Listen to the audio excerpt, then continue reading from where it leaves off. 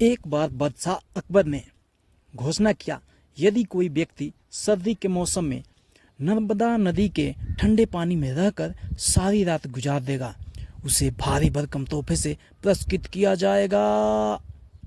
एक गरीब धोबी ने अपनी गरीबी दूर करने के लिए हिम्मत की और सारी रात नदी में गले भर पानी में ठिठुरते बिताई और सुबह होने पर अकबर से अपना इनाम लेने पहुंचा। बादशाह अकबर ने उससे पूछा, तुम कैसे सारी रात बिना सोए खड़े खड़े ही नदी में रात बिताए? तुम्हारे पास क्या सबूत है? धोबी ने उत्तर दिया, जहां पनाह, मैं सारी रात नदी छोड़ के महल के कमरे में जल रहे दीपक को देखता रहा और इस तरह दीपक देखते देखते सारी रात नदी के शीतल जल में गुजारी। बादशाह ने क्रोधित होकर कहा, तो इसका मतलब यह हुआ कि तुम महल के दिए की गर्मी लेकर सारी रात पानी में खड़े रहे और इनाम चाहते हो? सिपाहियों, इसे जेल में बंद कर दो। बीरबल भी दरबार में था। उसे यह देखकर बुरा लगा कि बादशाह उस गरीब पर जुल्म कर रहे हैं।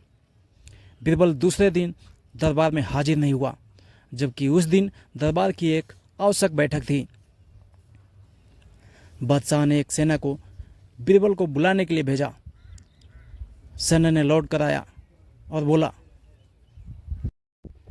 महाराज, बीरबल खिचड़ी पका रहा है। जब बीरबल बहुत देर बाद भी नहीं आए तो बादशाह को बीरबल की चाल में कुछ संदेह नजर आया। वे खुद बीरबल की खिचड़ी देखने पहुंचे। बादशाह ने देखा कि एक बहुत लंबे से डंडे पर एक घड़े बांधकर उसे बहुत ऊंचा लटका दिया गया है और नीचे जरा सा आग जल रहा है। पास में बीरबल आराम से खटिए पर लेटे हुए हैं। बादशाह ने गुस्सा में पूछा, यह क्या तमाशा है बीरबल? क्या ऐसे भी खिचड़ी पकती है?